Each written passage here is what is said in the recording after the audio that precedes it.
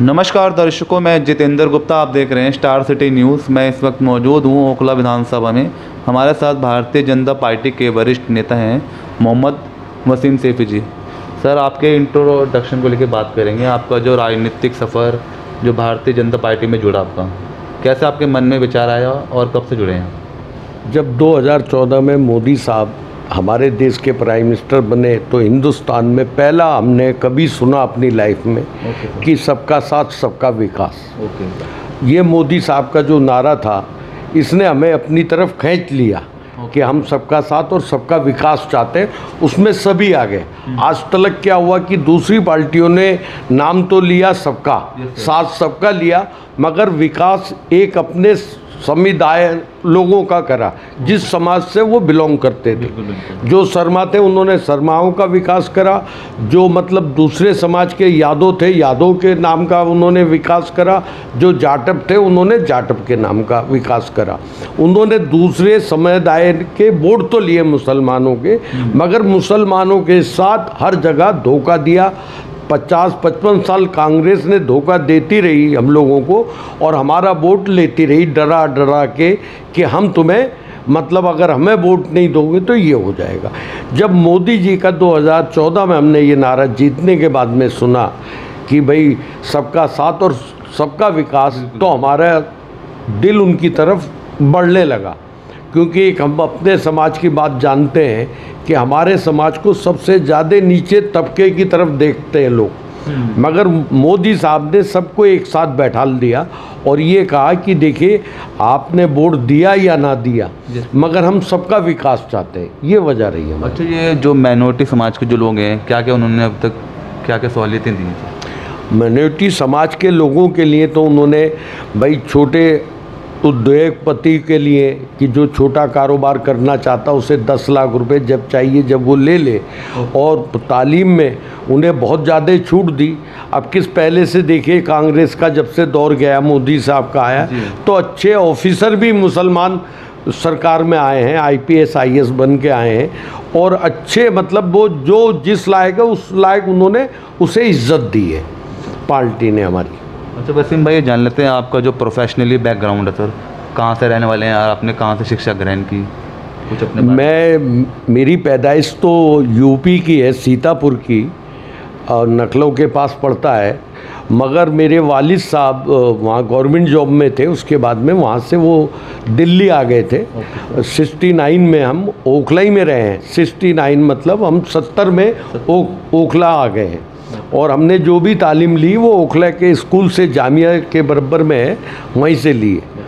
और उसी में जब से हमने देखा हम लोगों के क्या हालात थे, आज हमारे हालात बेहतर हैं। भाई वजह क्या है कि इतनी बड़ी दुनिया में बीमारी आई है, पूरी दुनिया में, तो सभी हालात से टूटे हुए चल रहे। मगर मोदी साहब ने तो उसमें भी कमाल कर दिया। गरीबों के लिए ये पैसा लो, किसानों को 2-2 हज़ार रुपये, गरीब किसानों के लिए सारी हमदर्दी मोदी साहब कर रहे हैं।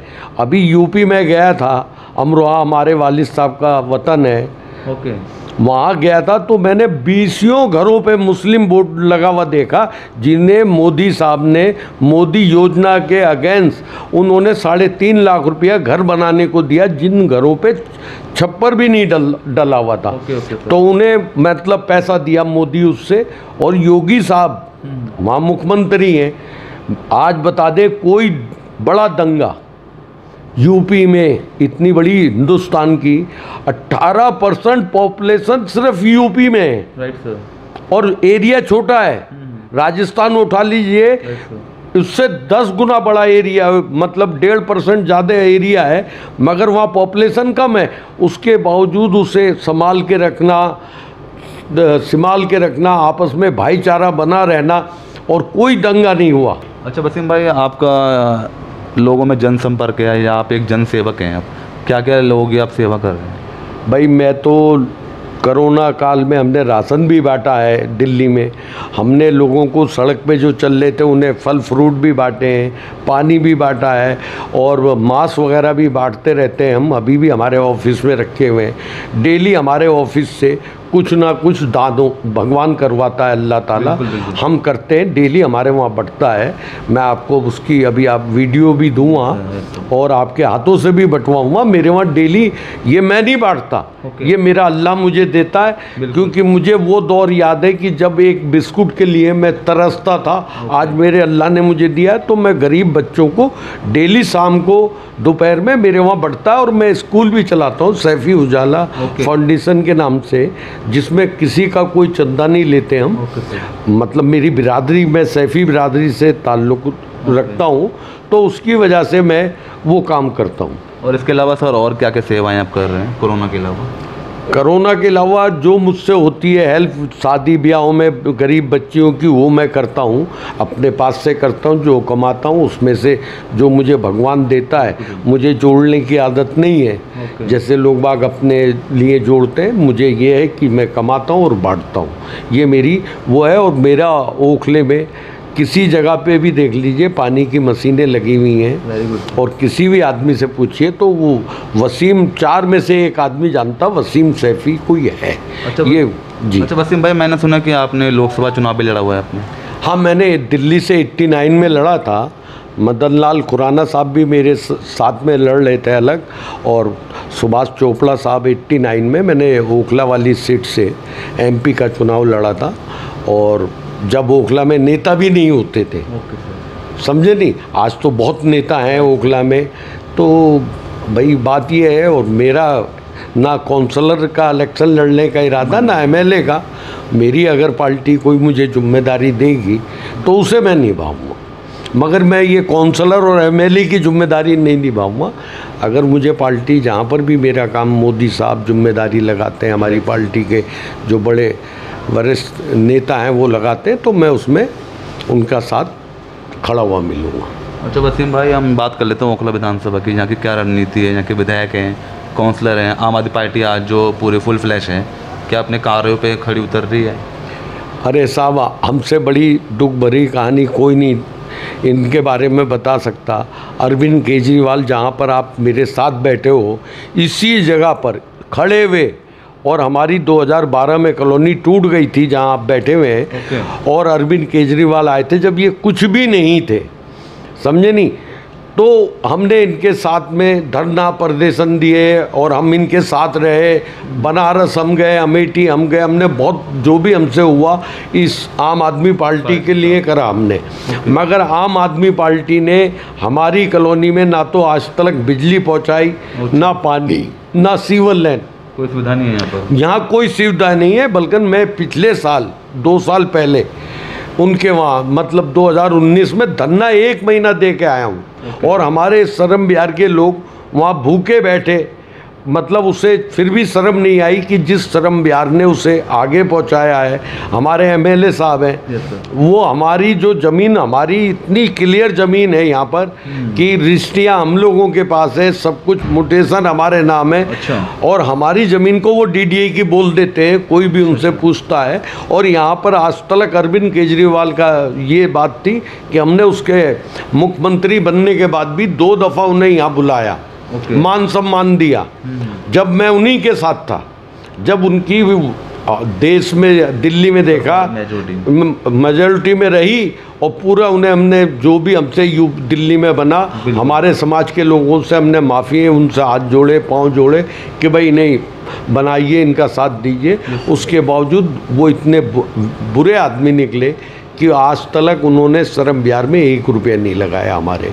और आज भी हमारी कॉलोनी जो है, आप खुद मेरे साथ चलिए, मैं विजिट करवाता हूँ, कहीं पर कोई काम नहीं करवाया उन्होंने। अच्छा, कोई सुविधा नाम पे कुछ नहीं है। हमारे सामने ही अमानत साहब का ऑफिस है।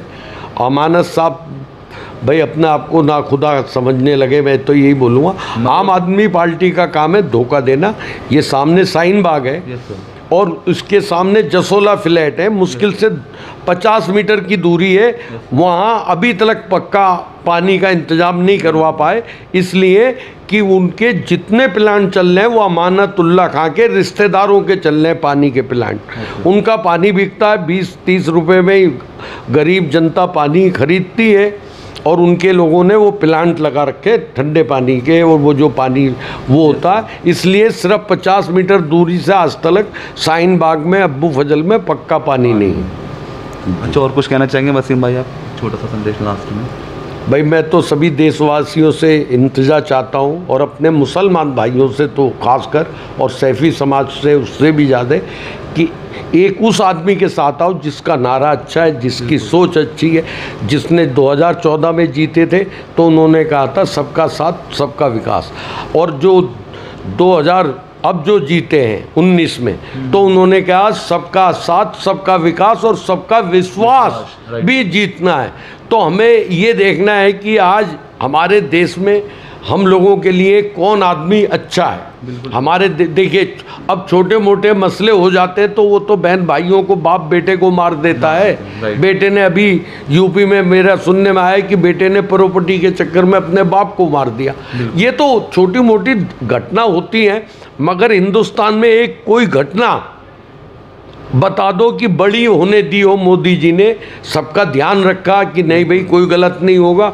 अब ये किसानों के साथ हुआ है, इस पे भी सच्चाई की जीत होगी। बिल्कुल सर। और अल्लाह ने चाहा बहुत बेहतर होगा अगर मोदी साहब और रहे आगे।